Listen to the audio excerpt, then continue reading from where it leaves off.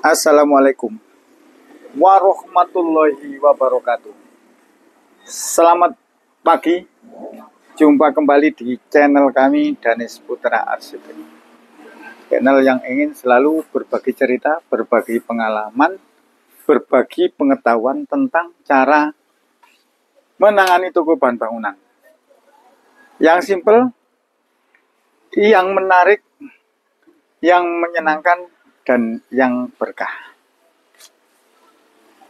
Alhamdulillah, ini kemarin saya masukkan ke story. Apa ini namanya? Display ini teman-teman, display putar, display kotak. Ini saya masukkan ke story kemarin itu. Nah, termasuk ini. Banyak sekarang, banyak yang order. Alhamdulillah, banyak yang order. Terima kasih teman-teman yang sudah mempercayakan order ke saya. Satu, yang kedua, banyak lagi yang malah repeat order. Ya, terima kasih. Alhamdulillah. Semoga bermanfaat. Pagi ini saya ingin berbagi cerita teman-teman. Berbagi cerita tentang ya tetap ada orang beli. Oh ya, stempel. Ini hanya absen saja stempel. Sales stempel tok. Kalau seperti ini teman-teman, sales itu kesini itu stempel sama minta order. Minggu-minggu ini tagihan toko itu satu hari kadang-kadang 2 juta, 1,5 juta tagihannya. Tapi saya nggak order karena agak sepi. Tokonya agak sepi. Tapi alhamdulillah omset masih tetap menutupi biaya operasional. Omset masih tetap menutupi biaya operasional. Maksudnya bukan omset sih. Maaf, profit. Nah, profit saya masih menutupi biaya operasional. Alhamdulillah. Yang penting kan profitnya teman-teman, bukan omsetnya. Kalau omset besar tapi profitnya nggak menutup biaya operasional, itu namanya boncos itu namanya. Alhamdulillah untuk profit masih mencukupi. Rahasianya apa Pak? Enggak ada rahasianya. Rahasianya ya, ini habis lagi stokin Duk. Anggo coba ngomong.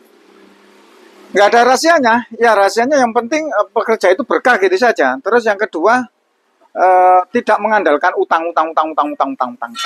Itu teman-teman. Terus yang ada lagi sebenarnya ya, tipnya itu kita harus menjual barang-barang yang agak lengkap. Kalau bisa itu lengkap. Lengkap itu di bidang toko bahan bangunan itu nggak ada batasnya. Makanya saya ngomong agak lengkap. Karena lengkap di toko bahan bangunan nggak ada batasnya. Kita lengkapi satu pasti besok ada orang tanya kurang lagi. Seperti itu teman-teman. Jadi lengkap di toko bahan bangunan itu tidak ada. Yang ada itu hampir lengkap gitu saja. Nah, kalau tokonya hampir lengkap, otomatis permintaan konsumen itu tidak banyak tertolak. Terus transaksi insya Allah ada saja. Dan kita tidak mengandalkan barang besar. Kalau bisa itu barang kecil, tapi modalnya juga kecil, terus profitnya yang besar. Itu yang dicari. Rahasianya di situ. Terus yang penting itu berkah teman-teman. Yang penting itu berkah. Karena apa? Karena posisi seperti ini lah ini teman-teman. Ini saya biasanya nggak pernah seperti ini. Pagi jam 8, jam berapa ini? Jam 9. Jam 9 posisi seperti ini saya itu nggak pernah biasanya. Biasanya jam 9, jam 10 sampai jam 11. Itu konsumen itu biasanya antri. Meskipun nggak antri itu ada saja 1, 2, 3, 4, 5, 6 orang pasti ada saja. Terus biasanya di pagi-pagi seperti ini setengah hari saja biasanya transaksi itu di atas 40, 30 orang. Nah, kalau biasanya malah kalau hari Minggu setengah hari itu biasanya itu sampai di atas 50 orang. Nah, tapi posisi seperti ini, nah ini merupakan pelajaran teman-teman, pelajaran bagi kita. bahwa usaha itu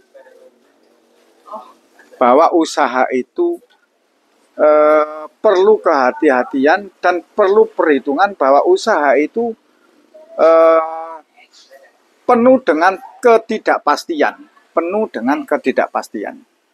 Makanya teman-teman yang mengandalkan utang di bank, itu saya hanya menyarankan saja, kalau bisa sudahi untuk modal-modal usaha yang di UMKM seperti ini. Terus Anda tetap mengandalkan modal dari bank. Saya menyarankan disudahi saja, teman-teman. Karena apa? Karena modal dari bank itu kan penuh dengan kepastian. Kalau penjualan seperti ini, terus kita itu mengandalkan pendapatan dari toko, dan itu kepastiannya bank itu, tanggalnya itu ada, bulannya ada, nilainya pasti. Nah, itu nanti kita bingung, teman-teman. Bingung. Nah, iku kok resik ana ya, diresiki ya, Nduk, arek ayu-ayu. Diresiki cek cantik-cantik kayak sing nunggu. Nah, baru nanti ditaruh, ditata. Itu, teman-teman. Jadi apa ya, saya berkali-kali menyarankan jangan ngambil utang di bank, karena toko atau usaha bisnis seperti ini itu penuh dengan ketidakpastian. Ini saya bisa membayangkan, teman-teman, seandainya saya itu masih punya utang di bank seperti dulu, di konten-konten awal saya, konten-konten saya yang terdahulu, saya pernah memberikan pencerahan atau memberikan pengalaman. Utang saya di bank itu segitu. Lah, seandainya seperti ini, dengan kondisi pasar seperti ini, kondisi penjualan seperti ini, kita mengandalkan uang profit dari toko untuk mengangsur utang di bank dan membayar bunga di bank. Ya habis, teman-teman. Bangkrut sudah, habis. Ya sudah nggak bisa bergerak lagi, bisa habis sak jaminan nih, habis sak toko nih, habis sak rumah-rumahnya, teman-teman. Ini kalau posisi seperti ini dalam jangka waktu 2 tahun saja, itu habis sudah, teman-teman. Makanya nggak pernah sebenarnya itu ajaran Islam atau ajaran agama kita yang agama Islam itu mengajarkan bahwa memang hutang bank atau hutang yang ada bunganya itu diajarkan di situ kan nggak ada berkahnya, terus riba. Itu nggak salah banget gitu loh. Hakul yakin benar gitu loh. Hakul yakin benar. Tinggal kita yakin apa tidak, hanya gitu saja kok. Yakin apa enggak sih? Karena memang hidup itu pilihan. Kita mencari modal dari bank juga bisa gampang, tapi akibatnya pasti ada. Terus kita mencari modal dengan modal kita sendiri, dengan cara kita sendiri, dengan kehati-hatian kita sendiri, dengan tabungan kita sendiri. Tapi ya itu tadi, biasanya kalau kita mengandalkan modal kita sendiri, itu biasanya itu berjalannya itu agak lambat. Beda dengan kita mengandalkan utang di bank. Berjalannya itu cepat, tapi habisnya juga cepat. Habisnya pasti cepat. Kalau memang sudah nggak berjalan, ya sudah habis. Tapi kalau kita mengandalkan modal kita sendiri, terus kita tidak mengambil utang di bank, itu meskipun sesepi apapun, teman-teman, sesepi apapun, seperti ini loh, sesepi apapun, omset yang biasanya 20, tinggal 6-7 juta. Lah, ini kalau kita perhitungan manusia kan gini kadang-kadang. Keuntungan saya itu per hari itu 1 juta. Saya hanya mengangsur atau membayar bunganya bank itu hanya 5 juta per bulan. Itu kan masih lebih, masih cukup, masih mampu. Iya, hitungannya manusia seperti itu, mampu katanya. Tapi kalau memang alam seperti ini, jangankan 5 juta, teman-teman, untuk membayar supplier saja kita. Teman-teman banyak yang muntang-manting kok. Untuk membayar supplier, barang-barangnya sudah laku, barangnya sudah habis saja. Ini montang-manting teman-teman, apalagi ditambah lagi membayar bunga. Karena apa? Karena bunga itu pokoknya tidak kurang, pokoknya itu utuh. Bunganya saja yang dibayar, apalagi yang rekening koran seperti itu. Hal-hal seperti itu, kalau memang kita hati-hati, kalau memang kita sudah punya modal, sudah ini loh teman-teman, kerja itu sama dengan kita berjalan. Makanya hidup itu sama dengan kita berjalan toh. Tidak hanya difikirkan, terus harus kita jalani, harus kita melangkah.